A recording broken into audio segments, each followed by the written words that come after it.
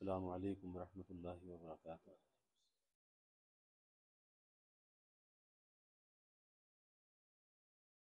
الحمد للہ وکفا وسلام علی عبادہ الذین اصطفى، اما بعد فاعوذ باللہ من الشیطان الرجیم، بسم اللہ الرحمن الرحیم۔ فاذکرونی اذکرکم واشکروا لی ولا تکفرون۔ قال النبی صلی اللہ علیہ وسلم، اللہم اعنی علی ذکرک وشکرک وحسن عبادتک، او کما قال علیہ الصلاۃ والتسلیم۔ رب اشرح لی صدری ویسر لی امری واحلل عقدۃ من لسانی یفقہوا قولی۔ سبحانک لا علم لنا الا ما علمتنا انک انت العلیم الحکیم۔ ان اللہ وملائکتہ یصلون علی النبی یا ایہا الذین آمنوا صلوا علیہ وسلموا تسلیما۔ اللہم صل علی محمد عبدک ورسولک وصل علی المؤمنین والمؤمنات والمسلمین والمسلمات۔ صدق اللہ العظیم وصدق رسولہ النبی الکریم، ونحن علی ذلک لمن الشاہدین والشاکرین، والحمد للہ رب العالمین۔ اللہ رب العزت کا بے حد شکر اور احسان ہے، اللہ تعالیٰ نے آج آپ حضرات کے قدموں میں حاضری کا یہ موقع عطا فرمایا۔ اللہ تعالیٰ ہم سب کے اس مل بیٹھنے کو قبول فرمائے اور اسے اللہ تعالیٰ اپنی رضا کا ذریعہ بنائے۔ اللہ تعالیٰ بات کے کرنے میں بھی اخلاص عطا فرمائے، سننے میں بھی اخلاص عطا فرمائے، نفسانیت سے اللہ تعالیٰ ہماری حفاظت فرمائے۔ اس شہر میں چپاٹا میں پہلی مرتبہ حاضری کا یہ موقع ملا۔ اس سے پہلے کئی مرتبہ آنا ہوا تو لساکا تک محدود رہے، یہاں نہ آ سکے۔ آنے کی تمنا تھی لیکن آج مقدر تھا آپ حضرات کی خدمت میں حاضری ہوئی، اور اپنے بھائی مسلمانوں سے مل کر بہت ہی خوشی، بہت ہی فرحت۔ میں اپنے ساتھیوں سے بھی کہہ رہا تھا کہ اللہ نے ہمارے درمیان، اہل ایمان کے درمیان ایک ایسا رشتہ اخوت کا، بھائی چارے کا قائم کیا ہے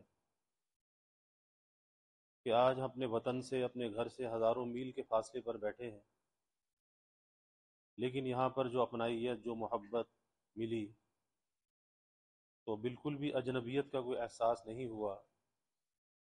یہ ہمارا وہ ایمانی رشتہ ہے جس رشتے کے ساتھ اللہ نے ہمیں جوڑا ہے کہ ایک انسان ہزاروں میل کے فاصلے پر ہو، مسافر ہو، اور اسے اجنبیت کا احساس نہ ہو۔ کتنا اللہ کا شکر ہے، احسان ہے، بے حد شکر کی توفیق ملی۔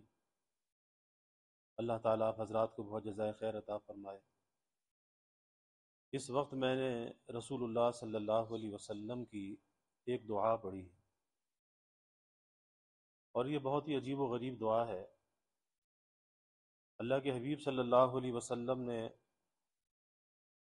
اپنے بہت ہی پیارے اور محبوب صحابی حضرت معاذ بن جبل رضی اللہ عنہ کو یہ دعا تعلیم فرمائی، اور بڑے پیارے انداز میں تعلیم فرمائی کہ ان کا ہاتھ اپنے ہاتھ میں لیا اور فرمایا کہ میں تجھے یہ دعا تعلیم کرتا ہوں، ہر نماز کے بعد تو اسے پڑھا کر۔ در حقیقت حضرت معاذ بن جبل رضی اللہ عنہ کے ذریعے سے یہ دعا امت کی ایک ایک فرد کو آپ نے تعلیم فرمائی، وہ اس کا وسیلہ بنے۔ اور رسول اللہ صلی اللہ علیہ وسلم کی یہ دعائیں ایسی ہیں کہ اگر اس کی حقیقت کے اندر غور کیا جائے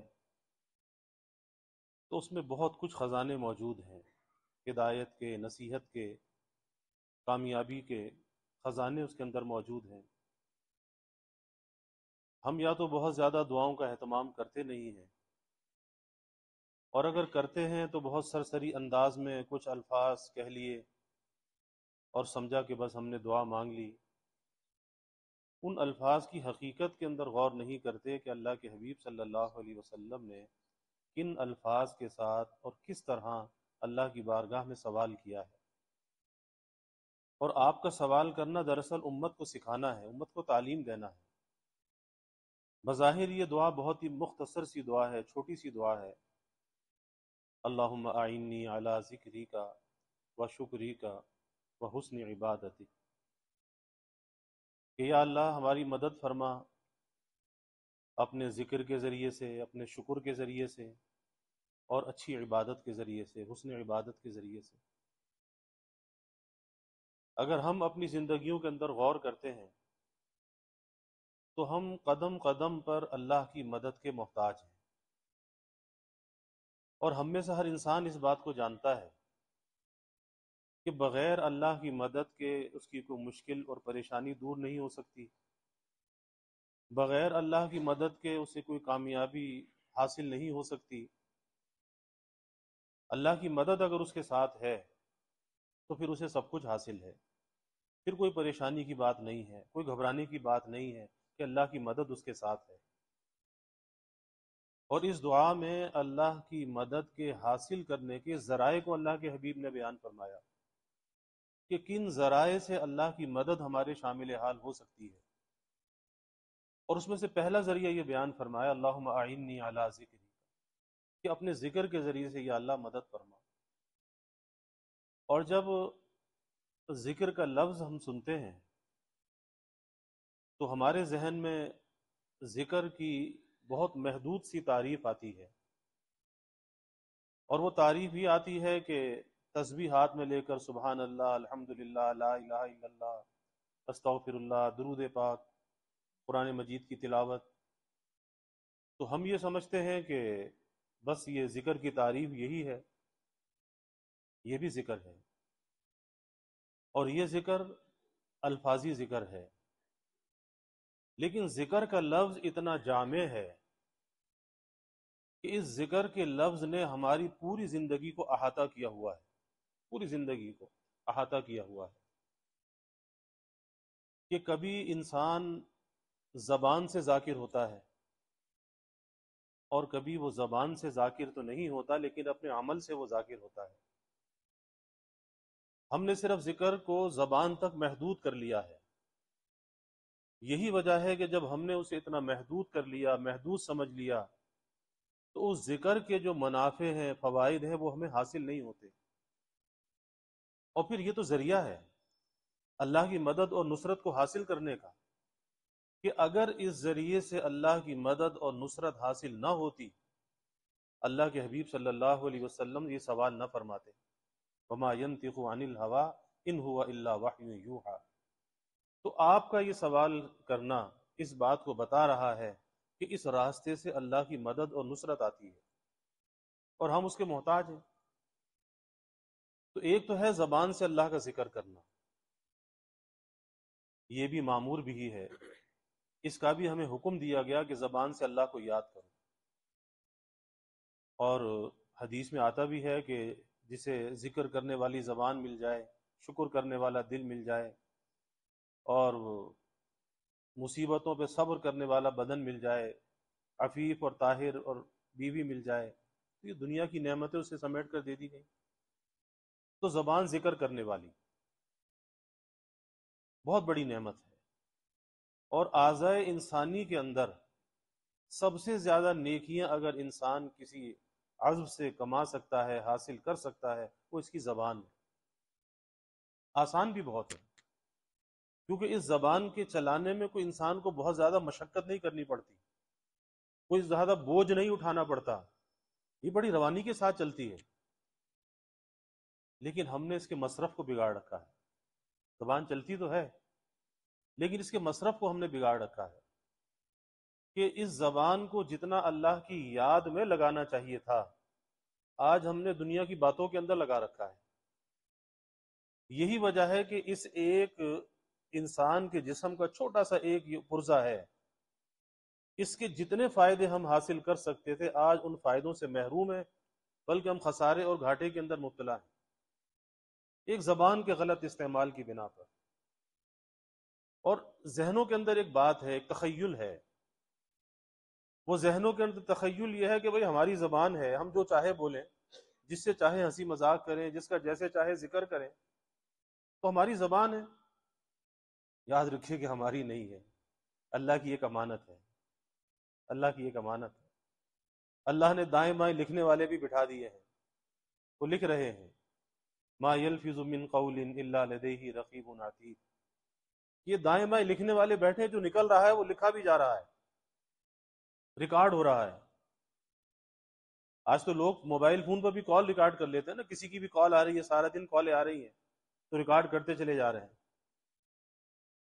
تو جب انسان یہ کام کر سکتا ہے تو اللہ کی جانب سے دو فرشتے جو بیٹھے ہیں یہ کیسے ریکارڈ نہیں کریں گے؟ سب کچھ ریکارڈ ہو رہا ہے۔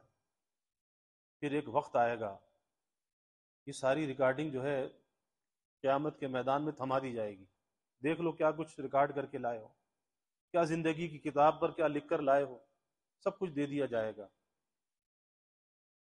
پھر وہاں انسان شرمندہ بھی ہوگا، پشیمان بھی ہوگا، نادم بھی ہوگا، لیکن وہاں کی شرمندگی، وہاں کی پشیمانی وہ کام نہیں آئے گی۔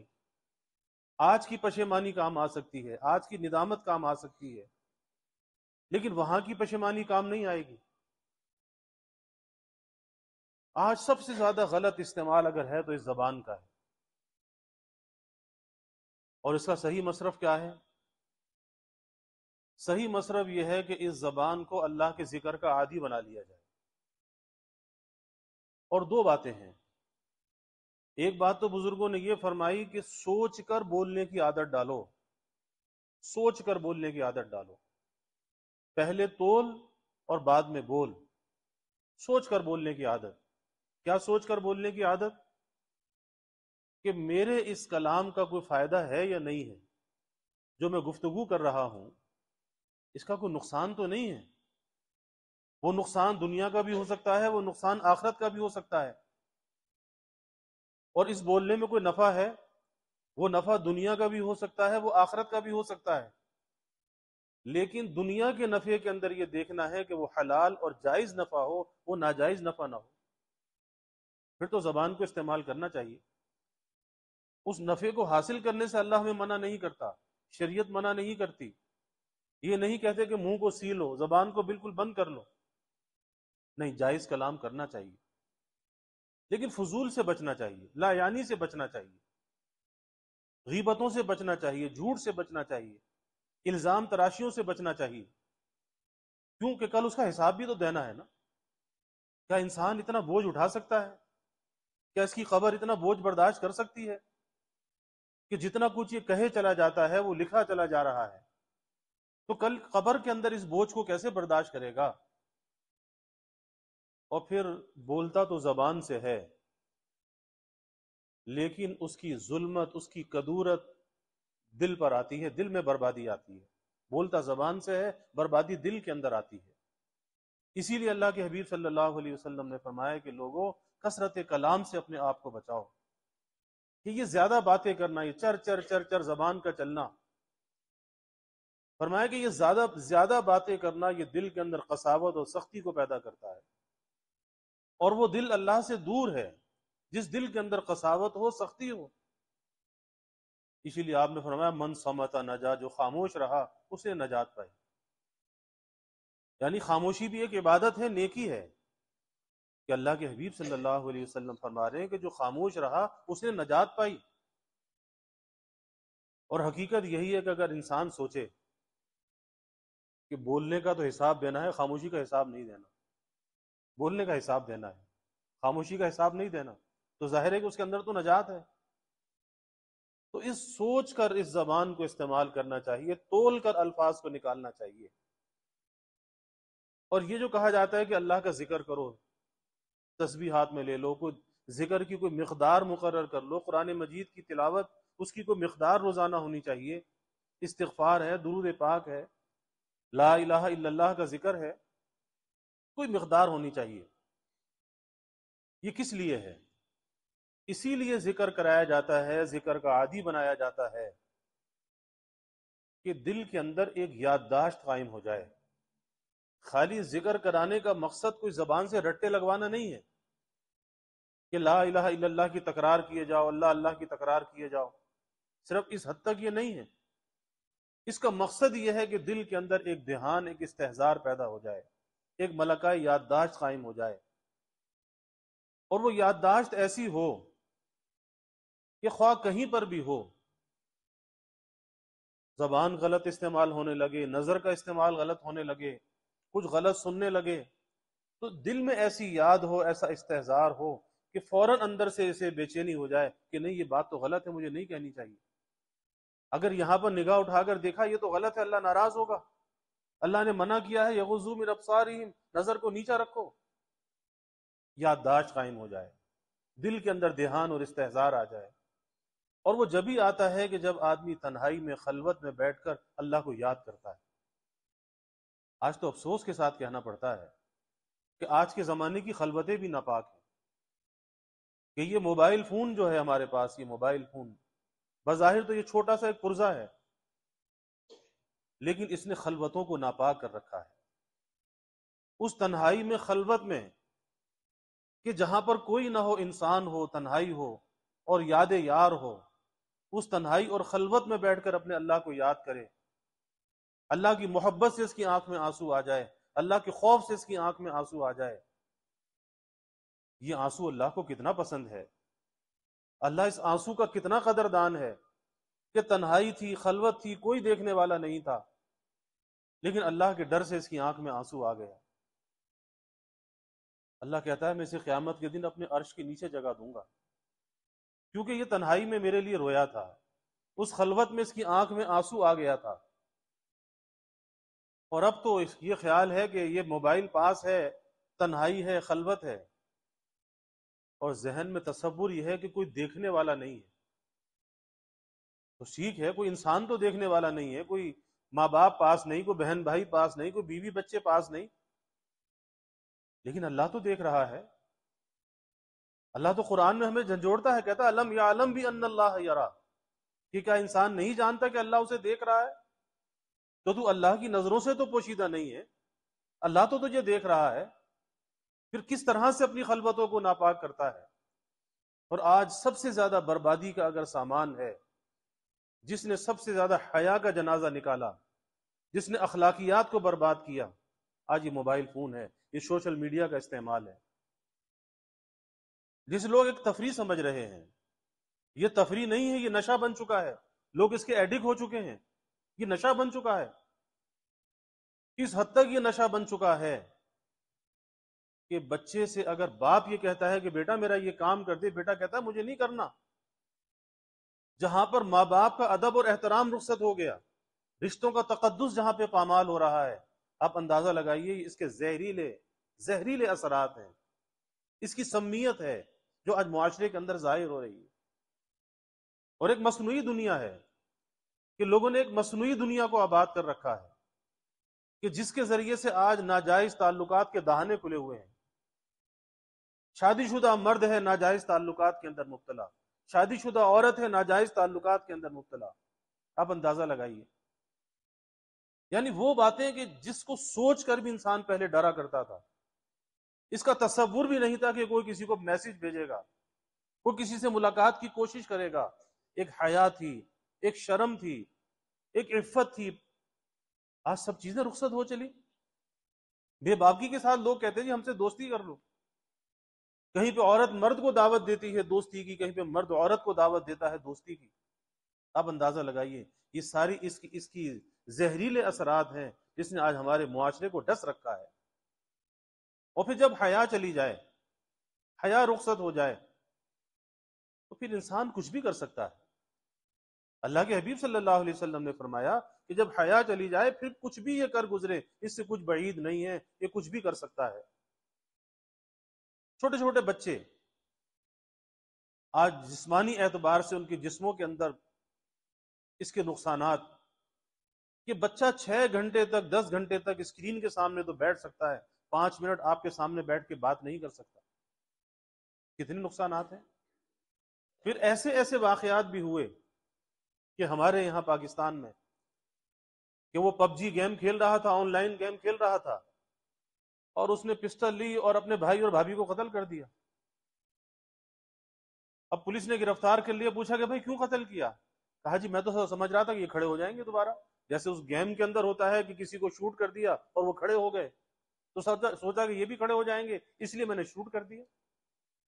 اندازہ لگائی کہ 70-72 گھنٹے سے کھیل میں لگا ہوا تھا، اس کا دماغ معاوف ہو چکا تھا، اسے پتا بھی نہ چلا کہ میں نے بھائی اور بھابھی کو قتل کر دیا۔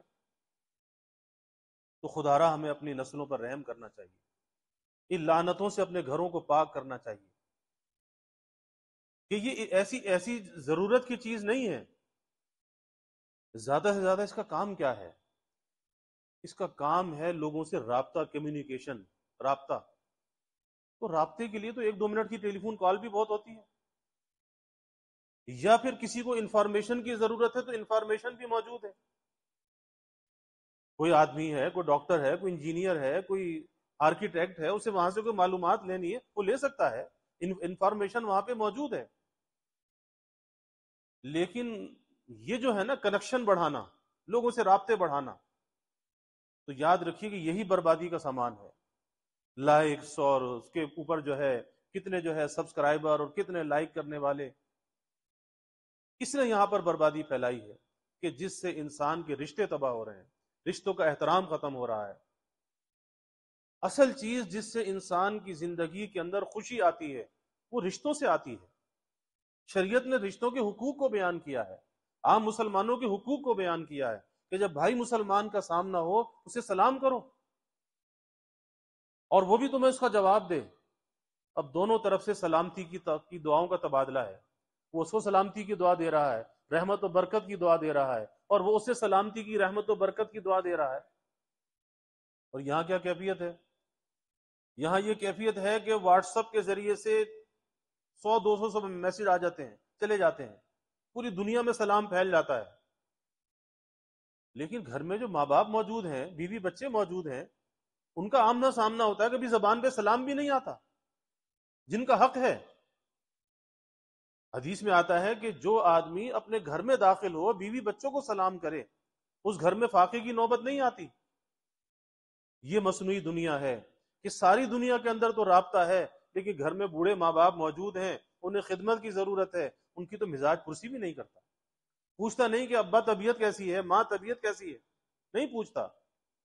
آپ اندازہ لگائیے، یہ بربادی پھیل رہی ہے۔ میں یہ عرض کر رہا تھا کہ اللہ کا ذکر ایسی چیز ہے کہ جو انسان کی پوری زندگی کو احاطہ کیے ہوئے ہے، کہ کبھی انسان زبان سے ذاکر ہوتا ہے اور وہ کبھی اپنے عمل سے ذاکر ہوتا ہے۔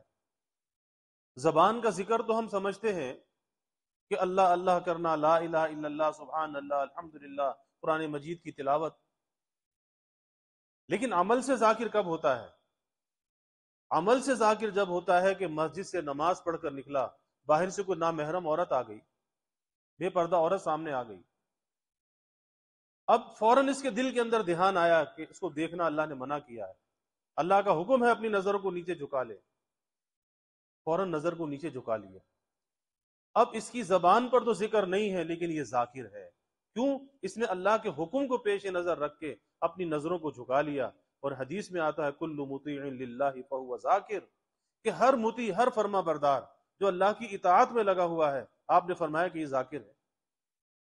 اور جب وہ ذاکر ہے تو اللہ کی مدد کا وہ طلبگار ہے، اللہ کی مدد کو وہ حاصل کرنے کے لیے اپنے عمل سے کوشش کر رہا ہے، اور جب وہ کوشش کر رہا ہے اللہ کی مدد اس کے شامل حال ہوتی ہے، اللہ کی مدد سے وہ محروم نہیں ہوتا۔ ایک آدمی دکان پر ہے، تجارت کر رہا ہے، اب ظاہر ہے کہ اس کے دل کے اندر ایک فکر ہے کہ میں نے لقمہ حلال حاصل کرنا ہے، حرام حاصل نہیں کرنا، میں نے جھوٹ نہیں بولنا، میں نے ملاوٹ نہیں کرنی، میں نے دھوکہ نہیں دینا۔ اب اس کے ہاتھ میں کوئی تسبیح نہیں ہے، زبان پر ذکر نہیں ہے، لیکن اس کے دل کے اندر فکر ہے کہ لقمہ حلال حاصل کرنا ہے۔ بظاہر تو اس کی زبان پر ذکر نہیں ہے، لیکن حقیقت میں یہ ذاکر ہے، اور یہی وہ ذکر ہے جو ذکر حقیقی کہلاتا ہے۔ اور زبان سے ذکر کرنے کا مقصد بھی یہی ہے کہ ہماری زندگی میں ذکر حقیقی آ جائے، یعنی ہماری زندگی کا کوئی لمحہ ایسا نہ ہو جس میں اللہ کی نافرمانی کا ہم سے صدور ہو۔ تو یہ راستہ کیا ہے؟ اللہ کی مدد کا راستہ ہے۔ اللہ کے حبیب صلی اللہ علیہ وسلم نے اس ذکر کے ذریعے سے اللہ کی مدد کا سوال کیا ہے۔ پتہ یہ چلا کہ جب ہم ذاکر ہوں گے، ذکر لسانی بھی ہوگا اور ذکر حقیقی بھی ہوگا، اللہ کی مدد ہمارے شامل حال ہوگی۔ اور جس کے ساتھ اللہ کی مدد شامل حال ہو، پھر وہ بے یار و مددگار نہیں ہوتا۔ فاذکرونی اذکرکم، ذکر کا سب سے بڑا ثمرہ ہے۔ اللہ کہتا ہے تم مجھے یاد کرو، میں تمہیں یاد کروں گا۔ ہم زمین پر اللہ کو یاد کرتے ہیں، اللہ آسمان پر ہمارا ذکر کرتا ہے۔ ہم تنہائی میں ذکر کرتے ہیں، اللہ اپنے دل میں ہمیں یاد کرتا ہے۔ ہم مجمع میں اللہ کو یاد کرتے ہیں، اللہ اس سے بہتر مجمع میں ہمیں یاد کرتا ہے۔ تو اس ذکر کو اپنی زندگی کا حصہ بنانا چاہیے، صرف زبان تک محدود نہیں رکھنا چاہیے، اس ذکر کے دائرے کو بڑھا کر اپنی پوری زندگی پر اس کا احاطہ کرنا چاہیے کہ بیوی کا کیا حق ہے، ماں باپ کا کیا حق ہے، ان کے حق کو ادا کرنا، یہ بھی ذکر میں داخل ہے، یہ ذکر سے باہر نہیں ہے۔ ایک آدمی بیت الخلاء جاتا ہے، بیت الخلاء سے باہر آتا ہے، سنت کے مطابق جاتا ہے، سنت کے مطابق آتا ہے، یہ بھی ذاکر ہے، یہ بھی ذکر میں لگا ہوا ہے۔ اور صحابہ نے تو یہاں تک سوال کیا اللہ کے حبیب صلی اللہ علیہ وسلم سے کہ ہم جو اپنی بیوی کے حق کو ادا کرتے ہیں، بظاہر انسان اپنی ایک نفسانی خواہش کو پورا کرتا ہے، تو صحابہ نے سوال کیا کیا اس پر بھی ہمیں اجر ملتا ہے؟ آپ نے فرمایا کہ ہاں، اس پر بھی اجر ملتا ہے، کیونکہ اس خواہش کو جائز جگہ پر پورا کر رہا ہے۔ اگر ناجائز جگہ پر پورا کرتا تو گناہ ہوتا۔ اب جب جائز اور حلال جگہ پر پورا کر رہا ہے، فرمایا کہ اس پر بھی اجر اور ثواب ملتا ہے۔ تو مومن کی زندگی کا کوئی حصہ اور کوئی گوشہ ایسا نہیں ہے کہ جو ذکر میں داخل نہ ہو، اور جس کے ذریعے سے وہ اللہ کے قرب کو حاصل نہ کر سکے۔ صرف ایک فکر کی ضرورت ہے کہ ہمارے دلوں میں فکر پیدا ہو جائے، اور یہ ہمارا مل بیٹھنا، کیونکہ بھائی واعظ و نصیحت نہیں ہے، ایک فکر کے لیے ہے، ایک سبق کی تکرار ہے کہ ہمیں اپنا سبق یاد ہو جائے اور دلوں کے اندر ایک فکر پیدا ہو جائے کہ ہم اپنی زندگی کا کوئی لمحہ غفلت کے ساتھ نہ گزاریں، کیونکہ غافل جو ہے وہ کافر ہوتا ہے، مومن غافل نہیں ہوتا۔ اس لیے اس غفلت سے بچ کر اللہ کی یاد کے ساتھ اپنی زندگی کو گزاریں، کبھی زبان سے ذاکر ہوں، کبھی عمل سے ذاکر ہوں۔ تو یہ پہلا ذریعہ۔ اور دوسرا ذریعہ، اللہ کے حبیب صلی اللہ علیہ وسلم نے اللہ سے سوال کیا، اللہم اعنی علی ذکرک و شکرک، اور یا اللہ شکر کے ذریعے سے اپنی مدد کو شامل حال فرما۔ اور شکر کس چیز پر ہوتا ہے؟ شکر اللہ کی نعمتوں پر ہوتا ہے۔ اور نعمتیں کتنی ہیں؟ اللہ کہتا ہے وَإِن تَعُدُّوا نِعْمَتَ اللَّهِ لَا تُحْصُوهَا، کہ نعمتیں اتنی ہیں کہ اگر اسے گننا چاہو، شمار کرنا چاہو تو شمار نہیں کر سکتے۔ اور جب نعمتیں اتنی ہیں تو پھر ہمیں دیکھنا چاہیے کہ شکر کتنا ہے، کہ ہر نعمت تو شکر کا تقاضا کرتی ہے نا۔ اور نعمتیں اتنی ہیں، چاہے وہ ہمیں نظر آئے نہ آئے، محسوس ہوں یا نہ ہوں، لیکن نعمتیں ہیں۔ اسی لیے کیونکہ آج کے زمانے میں شکر کم نظر آتا ہے، شکوہ زیادہ نظر آتا ہے۔ اچھا بھلا آدمی ہے، کھاتا پیتا ہے، سب کچھ ہے، کوئی پوچھے کہ بھائی کیا حال ہے، یہ پریشانی ہے، وہ پریشانی ہے، یہ ہو گیا، وہ ہو گیا، شکوہ۔ بھائی طبیعت کیسی ہے، سر میں درد ہے، یہ درد ہے، وہ درد ہے، یہ تکلیف ہے، شکوہ۔ حکیم الامت حضرت تھانوی رحمۃ اللہ علیہ فرمایا کرتے تھے، اور بڑے کام کی بات ہے، ہمیں پلے باندھنی چاہیے۔ فرمایا کرتے تھے کہ عین پریشانیوں کے ہجوم میں، یعنی ایک دو پریشانی نہیں، پریشانیوں کا ہجوم ہو، عین پریشانیوں کے ہجوم میں اگر انسان اللہ کی نعمتوں کے اندر غور کرے اور سوچے، اس وقت بھی پریشانی کم ہوگی، بیماری کم ہوگی، مصیبت کم ہوگی، اور نعمتیں زیادہ ہوں گی۔ تو جو چیز زیادہ ہے پھر اس کی طرف توجہ اور دھیان جانی چاہیے۔ اور اگر انسان یہ سوچ کر اس نعمت کی طرف توجہ اور دھیان لے جائے تو کبھی زبان پہ شکوہ نہ آئے، کیونکہ تکلیف تو تھوڑی ہے نا، نعمت اور راحت تو زیادہ ہے۔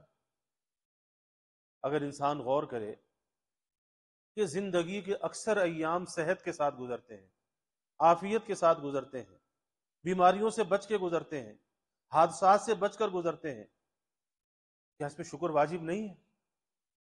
کیا یہی ہے کہ کوئی چھوٹی سی کبھی تکلیف پہنچ گئی اور اس کا شکوہ شروع کر دیا، اس کو گاتے پھر رہے؟ اس لیے اللہ کی نعمتوں کے اندر غور کرنا چاہیے، سوچنا چاہیے کہ کیسی کیسی اللہ تعالیٰ کی نعمتیں ہمارے شامل حال ہیں۔ حکیم الامت حضرت تھانوی رحمۃ اللہ علیہ فرمایا کرتے تھے کہ بہت سی نعمتیں ایسی ہیں جو محسوساتی ہیں، اور بہت سی نعمتیں ایسی ہیں جو محسوساتی نہیں ہیں۔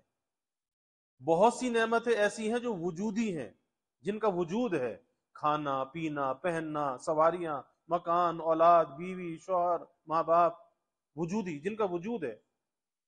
اور بہت سی نعمتیں ایسی ہیں جو عدمی ہیں، کہ جس کا وجود تو ہمیں نظر نہیں آتا لیکن وہ نعمت ہے، وہ موجود ہے۔ مثلا فرمایا کرتے تھے کہ ہم زبان سے بول رہے ہیں، قوت گویائی ہے، اب اس کی قوت گویائی نہیں جاتی، یہ بھی تو اللہ کی نعمت ہے۔ آنکھ سے دیکھ رہے ہیں، اس کی بصارت نہیں جاتی، یہ بھی تو اللہ کی نعمت ہے۔ ہم گھر سے باہر نکلتے ہیں، خیر سے لوٹ کر گھر آ جاتے ہیں، کوئی حادثہ پیش نہیں آتا، یہ بھی تو اللہ کی نعمت ہے۔ تو ہر نعمت جو ہے وہ شکر کا تقاضا کرتی ہے۔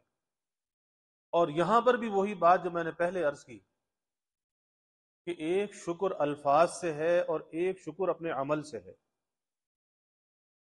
الفاظ کا شکر تو یہی کہ یا اللہ تیرا شکر ہے تو نے کھلا دیا، پلا دیا، پہنا دیا، زبان سے شکر۔ لیکن اس کی جو حقیقت ہے، شکر کی جو حقیقت ہے، شکر کی حقیقت یہ ہے کہ دل سے اس نعمت کی قدر کرنا، اور یہ سوچنا کہ یہ نعمت دی کس ذات نے ہے، کس نے دی ہے۔ آج تو کھا پی کر زبان سے کہتا ہے الحمدللہ، کبھی استحضار میں نہیں آتا کہ دی کس نے ہے۔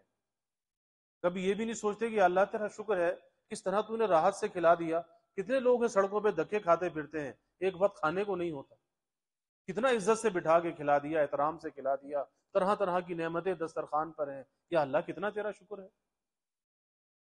اور یاد رکھیے کہ یہ نعمتوں کا معاملہ بڑا نازک ہے، کیونکہ جب انسان نعمت کی ناقدری اور ناشکری کرتا ہے، پھر نعمت میں زوال آتا ہے، قلت آتی ہے، دقت آتی ہے۔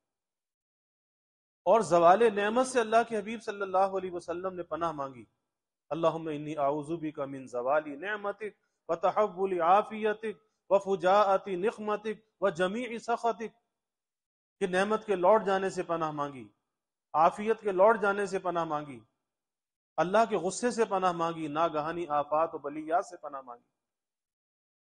پتہ چلا نعمت میں زوال آ سکتا ہے، نعمت ملنے کے بعد چھن سکتی ہے، کہ جو ذات نعمت کے دینے پر قادر ہے وہ نعمت کے چھین لینے پر بھی قادر ہے۔ اور یہ نعمت جب آتی ہے تو آزمائش اور امتحان لے کر آتی ہے۔ یہ نعمت جو ہمیں نظر آتا ہے کہ مال کی فراوانی ہے اور نعمتوں کی فراوانی ہے، خوشیوں کی فراوانی ہے، آزمائش امتحان ہے۔ اس نعمت کو برت کس طرح سے رہا ہے؟ اگر اس نعمت کو اللہ کی مرضی میں استعمال کر رہا ہے، کھا کر جو قوت حاصل ہو رہی ہے اس سے اللہ کی عبادت کر رہا ہے، اللہ کو راضی کر رہا ہے، تو یہ نعمت کا قدردان ہے۔ اور اگر مال سے، کھا پی کر، صحت سے، قوت سے، جوانی سے سرکشی اور بغاوت کر رہا ہے، نافرمانی کے اندر لگا ہوا ہے، گناہوں سے آلودہ زندگی گزار رہا ہے، اللہ کی نعمت کی ناقدری کر رہا ہے، کفران کر رہا ہے، یہ نعمت کا کفران کر رہا ہے، اب یہاں پر ڈر ہے کہ کسی آزمائش اور امتحان کے اندر مبتلا نہ ہو جائے۔ اور یاد رکھیے کہ انسان بہت کمزور ہے، یہ تو اتنا کمزور ہے کہ اپنے طور پر یہ نعمت کو حاصل نہیں کر سکتا، جب تک اللہ نہ دینا چاہے نہیں حاصل کر سکتا، اور اگر نعمت مل جائے تو اسے باقی نہیں رکھ سکتا، یہ عطا میں بھی اس کا محتاج ہے، بقا میں بھی اس کا محتاج ہے۔ اس لیے کبھی اپنے اللہ سے جو ہے سرکشی اور بغاوت نہیں کرنی چاہیے، ذرے ذرے کی قدر کرنی چاہیے، اور جو نعمت بھی ہو، چھوٹی سے چھوٹی نعمت ہو، ہمیشہ اسے اپنی حیثیت سے بڑھ کے سمجھنا چاہیے۔ یا اللہ میں تو اس کے قابل نہیں تھا، تو نے فضل فرمایا۔ چھوٹی سے چھوٹی نعمت ہو، یہ نہیں کہ یہ تو بہت سے لوگوں کی ناک کے نیچے نہیں آتی، کہتے یہ کیا کھانا ہے، یہ کون سا لباس ہے، یہ کیا چیز ہے، یہ کیسی سواری ہے۔ نہیں بھائی، شکر کرو، یہ سمجھو کہ ہماری حیثیت سے بڑھ کر ہے۔ اور زندگی کے اندر سکون لانے کا راستہ، اطمینان لانے کا راستہ بھی یہی ہے کہ اللہ کی عطا پہ راضی رہے، جو اس نے دے دیا اس پہ راضی رہے، جس حال میں اس نے رکھا راضی رہے۔ اور اگر راضی نہیں ہوگا تو کیا ہوگا؟ کہ اللہ کا کچھ بگاڑ لے گا، خود پریشان ہو جائے گا، زندگی پریشانیوں کا شکار ہو جائے گی، الجھنوں کا شکار ہو جائے گی۔ جو مل جائے، جیسا مل جائے، جب مل جائے، ہر حال میں راضی رہے، یا اللہ تیرا شکر ہے، شکر کرتا رہے۔ اور یہ شکر ایک ایسا خلق ہے اخلاق حمیدہ میں، ملکات فاضلہ میں۔ اللہ کا وعدہ ہے لَإِن شَكَرْتُمْ لَأَزِيدَنَّكُمْ، کہ پہلا فائدہ یہ ہے جو اللہ کا وعدہ ہے کہ تمہاری نعمتوں کو بڑھا دوں گا۔ اللہ نعمتیں بڑھاتا ہے، ہم خود نعمتیں نہیں بڑھا سکتے، اور اس کا راستہ شکر ہے۔ اور یہی اللہ کے حبیب نے دعا فرمائی کہ شکر کے ذریعے سے یا اللہ ہماری مدد فرما، ہم شکر کریں گے وہاں سے مدد آئے گی۔ تو شکر کا راستہ، کہ شکر پر ازدیاد نعمت کا وعدہ ہے، اور اللہ اپنے وعدے کے خلاف نہیں کرتا۔ دوسری بات یہ ہے کہ جب بندہ شکر کرتا ہے تو نعمت کے زوال سے، قلت سے، دقت سے محفوظ رہتا ہے، بچا رہتا ہے، اس نعمت میں پھر زوال نہیں آتا۔ اور تیسری بات یہ ہے کہ جب بندہ شکر کرتا ہے تو شاکر کی نظر اپنے اوپر سے ہٹ جاتی ہے، مالک اور خالق پر چلی جاتی ہے۔ پھر وہ یہ نہیں کہتا کہ جی میری کمائی ہے، میری قوت بازو کا کمال ہے، میری قابلیت ہے، میں نے اتنا بڑا کاروبار کیا، میں نے اتنی بڑا گھر بنایا، میں نے اتنی مہنگی گاڑی خرید لی۔ نہیں، جب وہ شکر کرتا ہے نا، اس نعمت کو اللہ کی طرف منسوب کر دیتا ہے، اپنے اوپر سے نظر ہٹ جاتی ہے۔ اور اللہ یہی چاہتا ہے کہ بندہ میری نعمت کو میری طرف منسوب کرے۔ اللہ اس سے خوش ہوتا ہے، راضی ہوتا ہے۔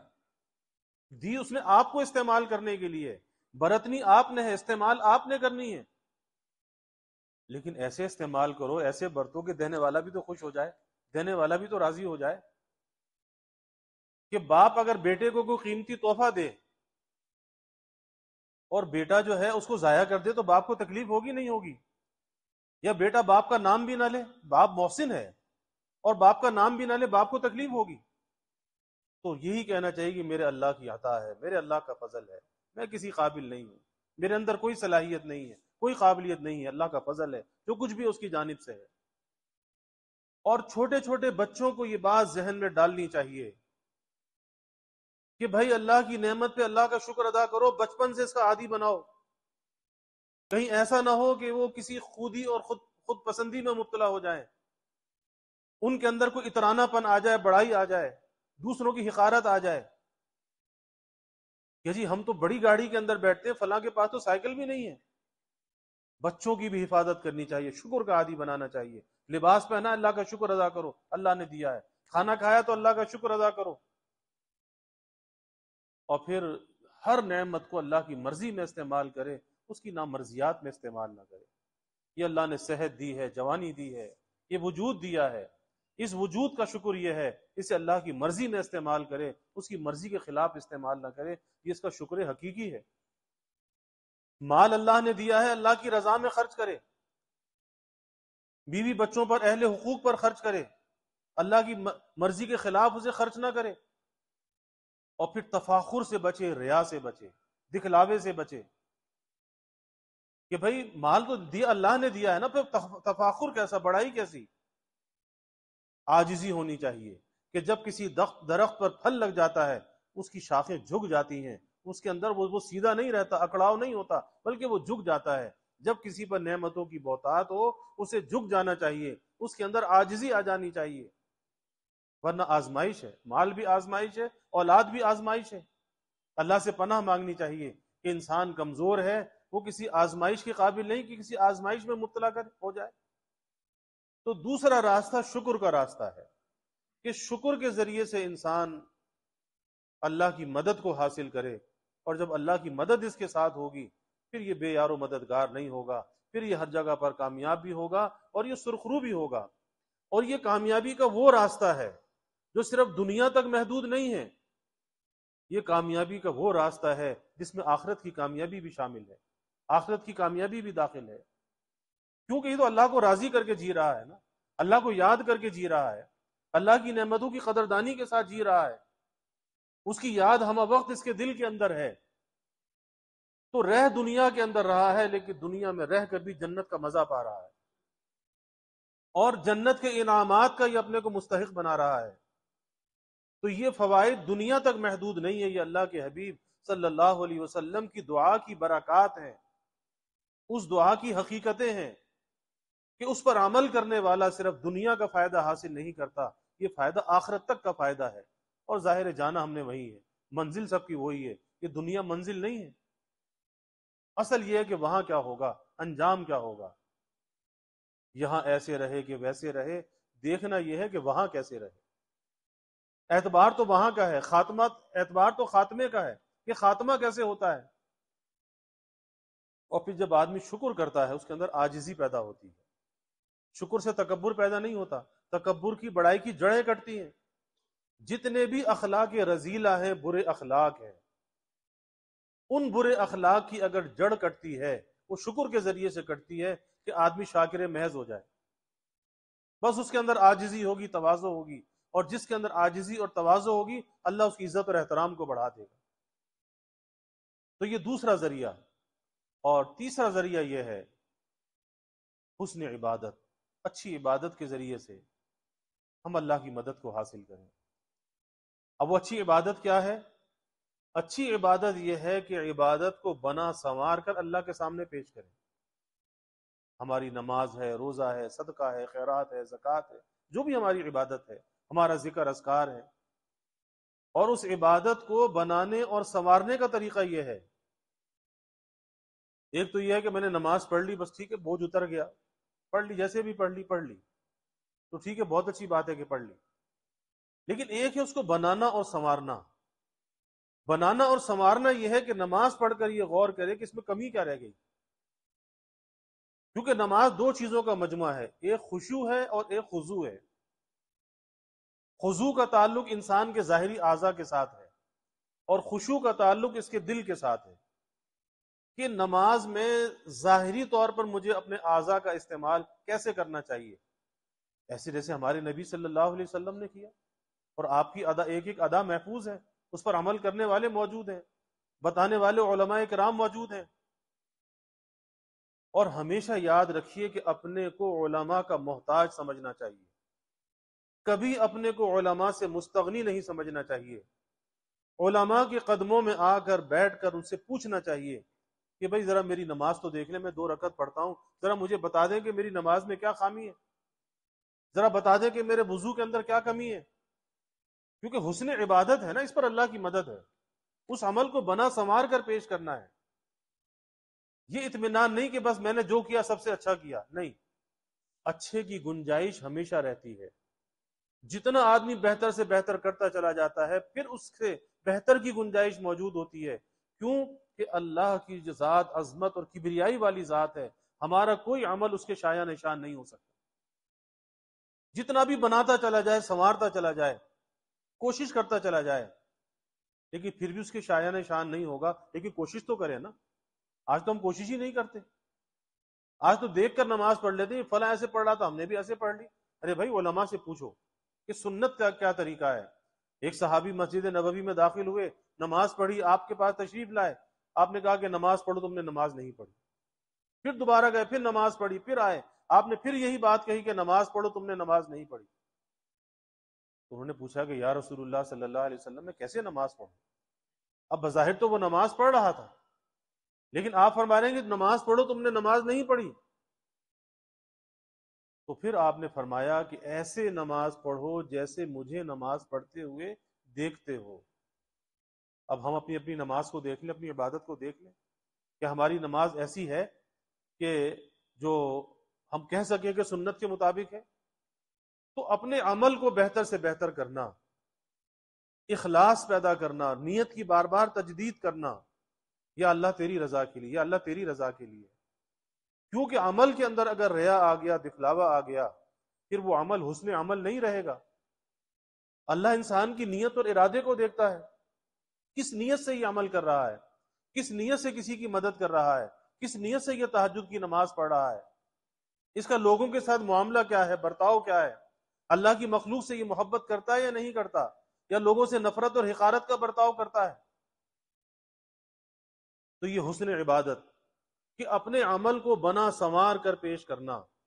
جیسے انسان ہے نا، کہیں پر کسی تقریب میں جانا ہو تو گفٹ لے کر جاتے ہیں کہ بھائی چلو کوئی تحفہ دیں گے، تو خالی گفٹ پر اکتفا نہیں کرتے، بڑی اس کی پیکنگ بھی خوبصورت کرتے ہیں، اس کو بڑا بنا سنوار کر جو ہے کسی کے سامنے پیش کرتے ہیں، کیونکہ جی کسی کو گفٹ دینا ہے ذرا خوبصورت ہونا چاہیے. تو جب ہم انسانوں کے اندر اس بات کا خیال کرتے ہیں، یا ہم یہ دیکھتے ہیں کہ ہم اپنے فلاں دوست کو گفٹ دے رہے ہیں، اس کی پسند کیا چیز ہے، جو چیز اس کی پسند ہے اس کی پسند کا خیال کرتے ہیں، اس کی پسند کے مطابق چیز کا انتخاب کرتے ہیں، تو پھر ہمیں یہ بھی سوچنا چاہیے کہ ہم جو اللہ کے سامنے جو چیز پیش کر رہے ہیں، اللہ کس چیز کو پسند کرتا ہے، اس کا معیار کیا ہونا چاہیے. وہ تو احکم الحاکمین ہے، رب العالمین ہے، اس کے سامنے کتنی قیمتی چیز بنا کر پیش کرنی چاہیے. اور ایک کوشش ہے انسان کی، اور یہ کوشش جاری رہنی چاہیے. تو یہ 3 ذریعے ہیں جس کے ذریعے سے اللہ تعالیٰ کی مدد آتی ہے، ذکر کے ذریعے سے، شکر کے ذریعے سے، اور حسن عبادت کے ذریعے سے. حسن عبادت میں حسن معاملہ بھی ہے، حسن معاشرت بھی ہے، حسن اخلاق بھی ہے، سب حسن عبادت کے اندر داخل ہیں کہ ہمارا معاملہ کیسا ہو، ہماری معاشرت کیسی ہو، آپس کا رہن سہن کیسا ہو، ہمارے اخلاق کیسے ہوں، سب چیزوں کے اندر حسن آنا چاہیے. اور اس کا عملی نمونہ ہمارے نبی صلی اللہ علیہ وسلم کی زندگی ہے، آپ کا اسوہ ہے. اس کو پیش نظر رکھ کر، اس کو اپنا رول ماڈل بنا کر اس کی پیروی کرنا شروع کر دے، ہر چیز کے اندر، زندگی کے اندر بہتری آتی چلی جائے گی. اور جب اپنے نبی کا اتباع کرے گا، ارے اللہ اسے محبوب بنا لے گا، اللہ اپنا پیارا بنا لے گا. اور یہی سب سے مختصر راستہ ہے اللہ کی محبوبیت کو، اللہ کی نسبت کو حاصل کرنے کا، کہ اپنے نبی کا اتباع شروع کر دے، نبی کی تعلیمات پہ چلنے والا بن جائے، اپنے آپ کو نبی کے تابع کر دے، ان کی زندگی کے تابع کر دے، اور اس غلامی کے طوق کو اپنے گلے میں ڈال لے، آزادی کے تصور کو ذہنوں سے نکال دے. پھر دیکھے اللہ کیسی کامیابی عطا کرتا ہے، کیسی اللہ عزت اور احترام عطا کرتا ہے، اور کس طرح قدم قدم پر اللہ کی مدد اور اس کا مشاہدہ ہوتا ہے. انسان تجربہ کر کے دیکھ لے، ارے تو اللہ کا بن، پھر دیکھ کہ اللہ تجھے کیسے تیری مدد اور نصرت کرتا ہے. من کان للہ کان اللہ لہ، کہ جو اللہ کا ہو جاتا ہے پھر اللہ اس کا ہو جاتا ہے، اور جس کا اللہ ہو جائے پھر اسے کس کی فکر ہے، کس کی پرواہ ہے. اس لیے بھائی ہمیں اپنی زندگی کے رخ کو ذرا صحیح کرنا چاہیے، اپنی عادات کو، اپنے اخلاق کو، اپنے معاملات کو ہمیں ذرا درست کرنا چاہیے، اور اس کا ایک جائزہ لینا چاہیے. یہ نہیں کہ زندگی جس ڈگر پہ گزر رہی ہے، اگر ہم غلطی کر رہے ہیں تو غلطی کرتے چلے جائیں، نہیں، کہیں تو واپس لوٹنا چاہیے. کہاں لوٹنا چاہیے؟ اللہ کی طرف لوٹنا چاہیے، اللہ کے رسول کی تعلیمات کی طرف لوٹنا چاہیے. کیونکہ پھر آگے مہلت جو ہے نا وہ ختم ہو رہی ہے، وقت تیزی کے ساتھ ہاتھ سے نکل رہا ہے، ہو رہی ہے عمر مثل برف کم، چپ کے رفتہ رفتہ دم بدم. کہ جیسے برف پگھلتی ہے نا، برف پگھلنے کا کسی کو پتہ نہیں چلتا لیکن پگھل رہی ہے، تو یہ زندگی بھی پگھل رہی ہے، برف کی طرح پگھل رہی ہے.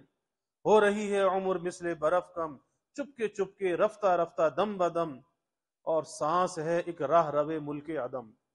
یہ سانسوں کا جو سلسلہ ہے نا، یہ زندگی کا جو ایک کنیکشن ہے، لیکن یہ ایسے راستے کی طرف جا رہا ہے، ملک عدم کی طرف، کہ جہاں جا کر انسان لوٹا نہیں کرتا. سانس ہے ایک راہ روے ملک عدم، اور دفعتاً ایک روز یہ جائے گا تھم. اور جب تھمنے کا وقت آئے گا نا تو پہلے سے بتایا نہیں جائے گا. یہ نہیں کہا جائے گا کہ بھائی تیرا وقت آ رہا ہے تو توبہ کر لے، تیرا وقت آ رہا ہے تو کسی کا قرض ہے تو ادا کر دے، کسی کو تکلیف پہنچائیے تو معافی مانگ لے. پہلے سے بتایا نہیں جائے گا. یہ تیاری تو ہم نے پہلے سے کرنی ہے. نہ معلوم کب زندگی کی شام ہو جائے، کب رخصتی کا پروانہ تھما دیا جائے، اس کی تیاری تو پہلے سے کرنی ہے. دنیا میں مسافر ہیں، رہنے کے لیے نہیں آئے.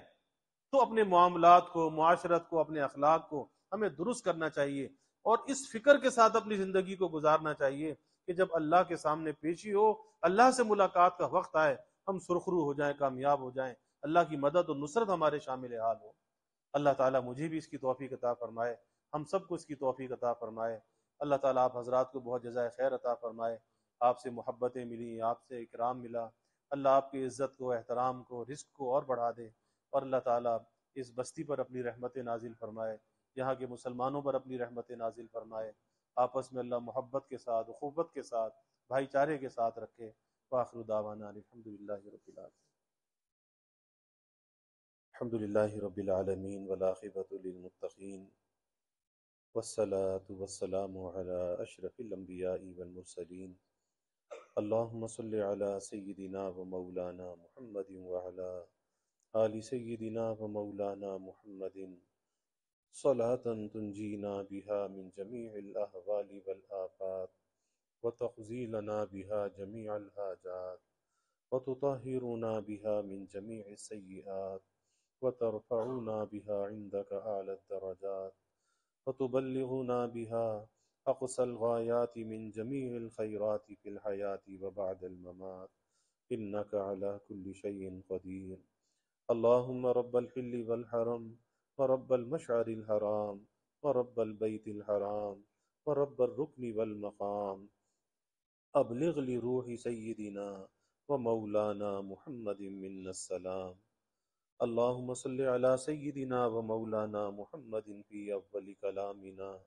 اللهم صل على سيدنا ومولانا محمد في أوسط كلامنا اللهم صل على سيدنا ومولانا محمد في آخر كلامنا اللهم صل على سيدنا ومولانا محمد كلما ذكره الذاكرون وصل على سيدنا ومولانا محمد كلما غفل عن ذكره الغافلون اللهم لا نحصي ثناء عليك أنت كما أثنيت على نفسك الله أكبر كبيرا والحمد لله كثيرا وسبحان الله بكرة وأصيلا سبحان الله وبحمده سبحان الله العظيم سبحان الله وبحمده سبحان الله العظيم سبحان الله وبحمده سبحان الله العظيم ربنا آتنا في الدنيا حسنة وفي الآخرة حسنة وقنا عذاب النار ربنا أتمم لنا نورنا واغفر لنا إنك على كل شيء قدير ربنا ظلمنا أنفسنا وإن لم تغفر لنا وترحمنا لنكونن من الخاسرين ربنا هب لنا من أزواجنا وذرياتنا قرة أعين واجعلنا للمتقين إماما اللهم ألف بين قلوبنا وأصلح ذات بيننا واهدنا سبل السلام ونجنا من الظلمات إلى النور وجنبنا الفواحش ما ظهر منها وما بطن وبارك لنا في أسماعنا وأبصارنا وقلوبنا وأزواجنا وذرياتنا وتب علينا إنك أنت التواب الرحيم واجعلنا شاكرين لنعمتك مثنين بها قابليها وأتمها علينا اللهم أعنا على ذكرك وشكرك وحسن عبادتك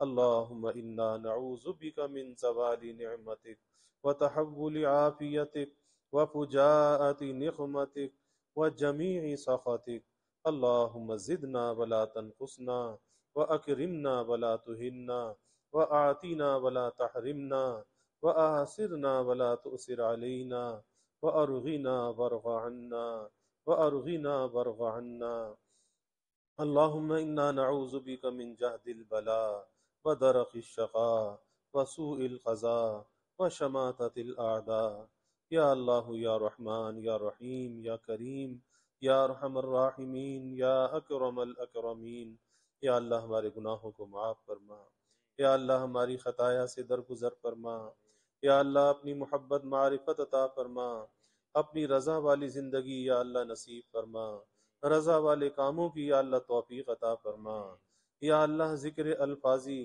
اور ذکر حقیقی کی ہمیں توفیق عطا فرما، یا اللہ لسان ذاکر عطا فرما، قلب شاکر عطا فرما، بدن صابر عطا فرما، اپنی رضا میں راضی رہنے والا بنا، یا اللہ اپنی نعمتوں کی سچی قدردانی کی توفیق عطا فرما، یا اللہ نعمتوں پر شکر کی توفیق عطا فرما، ہر نعمت کو یا اللہ تیری رضا میں استعمال کرنے کی توفیق عطا فرما، یا اللہ نا قدری سے بچا، نا شکری سے بچا، یا اللہ ہر قسم کے آزمائش سے اور امتحان سے تیری پناہ چاہتے ہیں، نعمتوں کے زوال سے یا اللہ تیری پناہ چاہتے ہیں، عافیت کے لوٹ جانے سے یا اللہ تیری پناہ چاہتے ہیں، اے اللہ تیرے غصے سے، ناگہانی آفات و بلیات سے تیری پناہ چاہتے ہیں، اے اللہ تو ہمیں اپنی پناہ میں لے لے، اپنی حفاظت میں لے لے، ذکر کے ذریعے سے ہماری مدد فرما، شکر کے ذریعے سے ہماری مدد فرما، یا اللہ حسن عبادت کے ذریعے سے ہماری مدد فرما،